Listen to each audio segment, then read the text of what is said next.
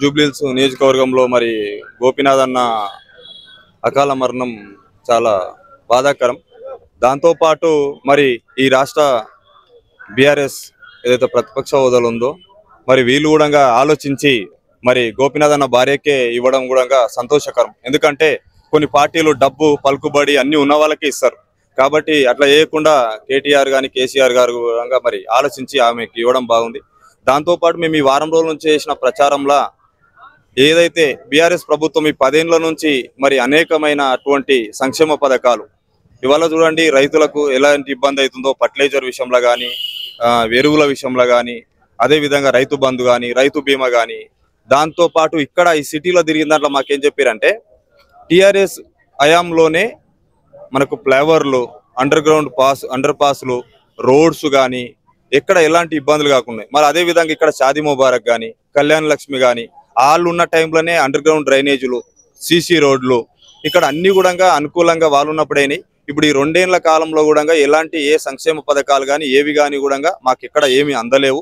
వాస్తవానికి కూడా గోపీనాథ్ అన్న ప్రతి వారం ఒక ఎమ్మెల్యేగా కాకుండా ఒక సాధారణ వ్యక్తిగా కూడా వచ్చి ఈ ఏరియాల పరిస్థితులను పరిశీలించి ఇక్కడ ఉన్నటువంటి ప్రజలను కూడా అన్ని విధాలుగా అడిగి తెలుసుకొని ఇక్కడ ఏమేమైతే ఇబ్బందులు ఉన్నాయో అవి అడిగి చేసిండ. అదేవిధంగా మేము ఇక్కడ తిరిగిన దాంట్లో ఇక్కడ అంబేద్కర్ ఒకటి విద్యా భవన్ కట్టిరు. దాంతో పాటు ఇక్కడ ఒకటి స్కూల్ గ్రౌండ్, అంటే ఇక్కడ ఉన్నటువంటి పేద ప్రజలు ఎవరైతే ఉన్నారో వాళ్ళకు అక్కడ క్రికెట్ ఆడడానికి కానీ ఏదైనా చిన్న చిన్న మనకు దావతులు కానీ పెళ్లిళ్ళు కానీ అలాంటివి చేసుకోవడానికి కూడా ఎలాంటి ఇబ్బందులు లేకుండా చేసిరని చెప్తారు. దాంతో పాటు ఇక్కడ ప్రజలు మేము అడిగిన దాంట్లో ఏమంటారంటే మేము వాళ్ళను ఓటు బీఆర్ఎస్కి వేయమని చెప్పి అడిగినప్పుడు వాళ్ళు కూడా మమ్మల్ని కొన్ని విషయాలుగా ప్రశ్నించారు. ఏంది అని అంటే దాంట్లో మేము సిటీలో ఆల్మోస్ట్ బీఆర్ఎస్కి వేసినాం, బీఆర్ఎస్కి పట్టం కట్టినాం, అన్ని ఇక్కడ ఉన్నటువంటి ఎమ్మెల్యే క్యాండిడేట్లు ఎవరైతే ఉన్నారో నియోజకవర్గాలు అన్ని కూడా మేము బీఆర్ఎస్ఏ గెలిపించినాం. పల్లెటూర్లలో అక్కడ ఈ 2500 రూపాయలు ఏవైతున్నాయో అవి కానీ, ఈ ఎలక్ట్రిసిటీ 200 యూనిట్ కానీ, దాంతోపాటు మనకు మన బీటీ రోడ్లు కానీ, సీసీ రోడ్లు కానీ, ఇట్లా ప్రతి ఒక్కటి చెప్పిన దాంట్లో వాళ్ళు గవర్నమెంట్ అనేది ఫెయిల్ అయిపోయింది. వాళ్ళు ఈ రాష్ట్ర సీఎంఏ మొన్న ఇక్కడ మీటింగ్ బహిరంగ సభ రోడ్ షోలో పెట్టినప్పుడు ఆయన ఏమంటుండు, డైరెక్ట్ మీరు కాంగ్రెస్ కు ఓటు వేయకపోతే సన్నబియ్యం స్టూడెంట్కి ఎవరైతే తింటురో అవి బంద్ అవుతాయి, 200 యూనిట్ ఏదైతే ఇస్తున్నామో అది కూడా కట్ చేస్తాము, దాంతో పాటు కళ్యాణ లక్ష్మి షాదీ ముబారక్ కూడా కట్ అయిపోతుంది, మళ్ళీ మీరు అడగడానికి కూడా మమ్మల్ని అడగవద్దు మీరు ఓటు వేయకపోతే అని డైరెక్ట్ ఈ రాష్ట్ర సీఎంఏ అంటారు. ఒక రాష్ట్ర సీఎం ప్రజలు నమ్మి ఆయనను గెలిపించినప్పుడు ఆయన ఎంత ఉందాగా మాట్లాడాలి, వాళ్ళకి ఏమి ఉందాగా మాట్లాడి ఆయన పెట్టినటువంటి సంక్షేమ పథకాలు ఏవైతున్నాయో అన్ని కూడా వాళ్ళకి అందేటట్టు అడిగి పిలుచుకొని వాళ్ళకి ఎలాంటి ప్రాబ్లం ఉందో అది చేయాలి. దాంతో పాటు ఇక్కడ ఈ హైదరాబాద్ లో ఉన్నటువంటి ప్రజలు కూడా అన్ని గ్రహించారు. నిజంగా కూడా మేము టీఆర్ఎస్ కేసినాం, ఇప్పుడు మళ్ళీ టీఆర్ఎస్ నే గెలిపిస్తాం, పక్క మాగంటి సునీతక్కనే ఓటేసి మేము గెలిపిస్తామని చెప్పి భరోసాతోటి చెప్తారు.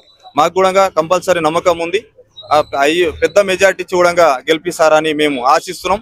దాంతో పాటు మీరు ఒకసారి ఈ రాష్ట్ర పరిస్థితి కూడా మనం చూడాలి. ఏంటంటే ఎలక్ట్రిసిటీ ఏ ప్రాబ్లం ఉండే మనకి కరెంటు టీఆర్ఎస్ ప్రభుత్వం వచ్చినప్పుడు, బీటీ రోడ్లు, సీసీ రోడ్లు మనకు, దాంతో పాటు పల్లెటూర్లలో మనం ప్రతి ఊరికి వెళ్తే హరితహారం చెట్లు, దాంతో పాటు ఇక్కడ హైదరాబాద్ లో ఓన్లీ మున్సిపల్ ఏరియాలలో ఉన్న దగ్గర మాత్రమే ట్రాక్టర్లు, ఆటోలు ఉండే.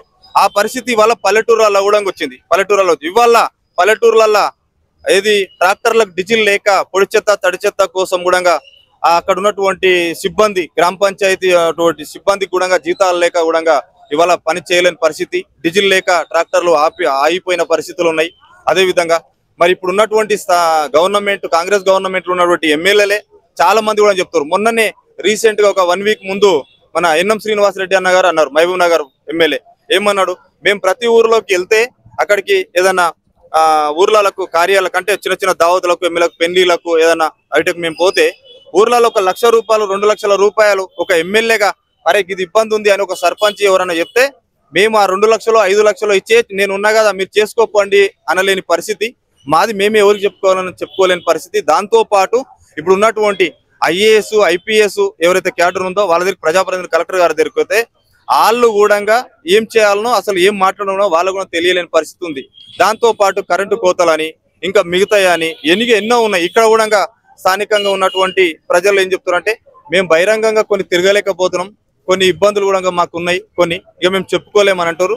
వాళ్ళు ఇక్కడ ఉన్నటువంటి స్పీడ్ బ్యాక్ ఏదైతే మాకు ఈ 10 రోజుల నుంచి చేసిన ప్రచారంలో చెప్పిన దాన్ని బట్టి చూస్తే 100% బీఆర్ఎస్ గవర్నమెంట్ చేసిన సంక్షేమ పథకాలు ఏవైతున్నాయో దాన్ని బట్టి కేటీఆర్ ను బట్టి కేసీఆర్ ను చూసి హరీష్ రావు గారిని ఇక్కడ హైదరాబాద్ ను డెవలప్మెంట్ చేసిందని కంపల్సరీ వేసి భారీ మెజార్టీ తోటి సునీతక్కని గెలిపిస్తారని చెప్పి మేము ఆశిస్తున్నాం.